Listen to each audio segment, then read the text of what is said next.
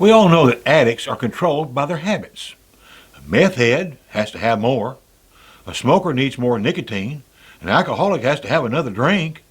You know, I've actually seen people come into a grocery store, buy a bottle of aftershave, and as soon as they cleared the front door, they guzzled down that whole bottle. Sin, any sin, can become your addiction. Which one has you addicted? Let us help you find out which one. You're watching Timeless Talks, timeless subjects, information for life. You need to know that sin is something that takes over and it dominates. It has a way of making you think that you are in complete control, that you can stop any sin at any time. But such thinking creates a false confidence. It is believing what you want to think. You are allowing self-deception, and you're not paying attention to what God has told us is reality. In Proverbs 5, it tells us, the iniquities of the wicked ensnare him, and he is held fast in the cords of his sin.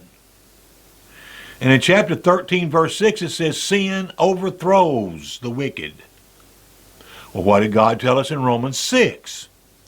Well, in verse 6, he says, we know that our old self was crucified with him in order that the body of sin might be brought to nothing, so that we would no longer be enslaved to sin. And in verse 12, it says, let not sin therefore reign in your mortal body, reign as a king and a queen.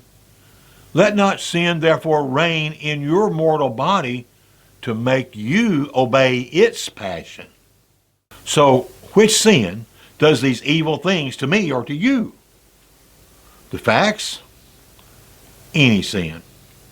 No, all sin can. Sins, like you read in Romans 1, beginning in verse 26. For this reason, God gave them up to dishonorable passions.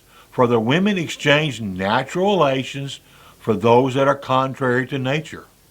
And the men likewise gave up natural relations with women and were consumed with passion for one another, men committing shameless acts with men, and receiving in themselves the due penalty for their error.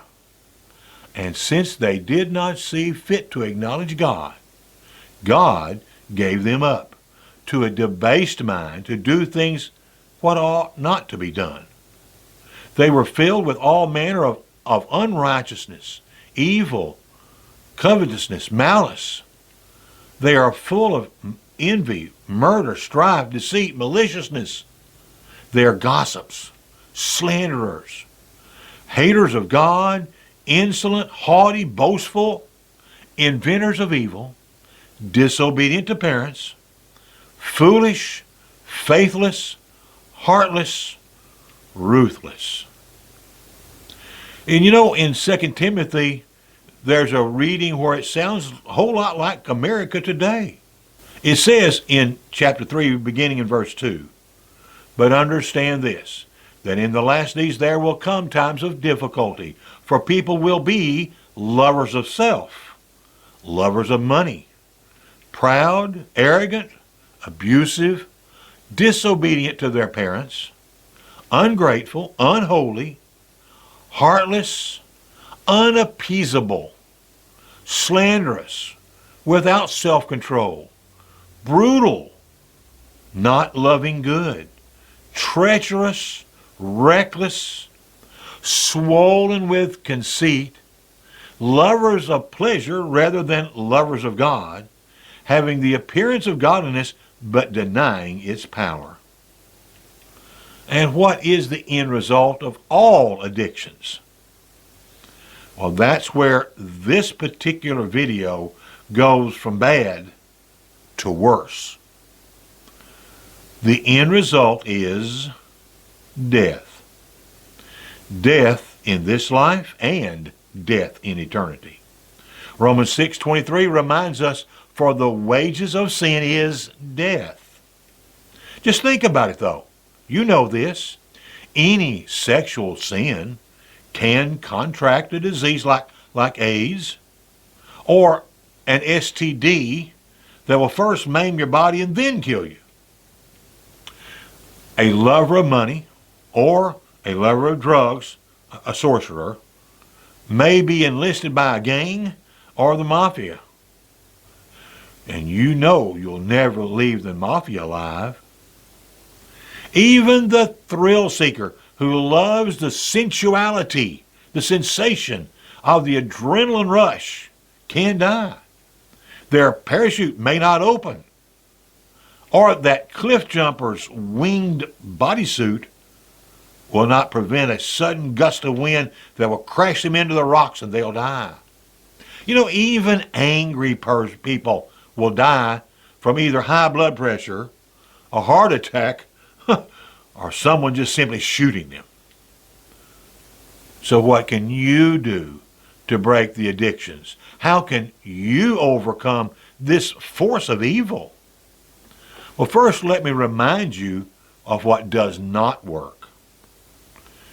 The power of positive thinking. Positive thinking is found in the Bible, but it will not work if it's by itself. Second, there's that idea of doing many good works so I can tip the scales of sin in my direction.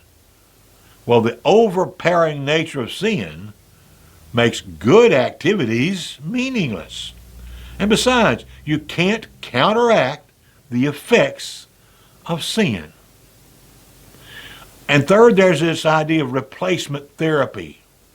If it's alone, it will not work. God does want us to replace evil with good, but replacement therapy alone is not much more than the power of positive thinking, and it is equally ineffective. There is nothing of human origin, human thinking, or human philosophy that can rid us of the destructive nature of sin. The writer of the book of Psalms realized the need for God to do the sin removal. He said in Psalms 51 verse 2, "Wash me thoroughly from my iniquity and cleanse me from my sin. For I know my transgressions, and my sin is ever before me." Sin will not just leave us alone. It will not leave on its own will. God will need to remove its guilt. God will need to take the weight off of us. God will need to clean us all up again. God will need to rebuild some of us from the ground up. God will need to renew our minds. You know, really, we need a total transformation, a complete metamorphosis. But God can. Only God can forgive. Only God can and will give us hope. God is the only one who wants to restart your life. You know, Romans 12:21 tells us we should aim at not being overcome by evil, but overcoming evil with good. And God alone is good. Jesus said in Mark 10:18, "Why do you call me good? No one is good except God alone." God's plan to rebuild you, to transform you, to forgive you, to restart life again, begins with an ever-growing trust in Jesus. We examine him from the scriptures and we find that he truly is God's Son. Then we begin telling other people about this refreshing idea of Jesus being God's Son with his complete authority. And we stop trying to be our own boss. I mean, it's always failing anyway. So we began the process of change. The Bible word is repenting. We conclude the process by obeying someone who knows more about people better than people do. Jesus himself tells us to submit to his command to be immersed.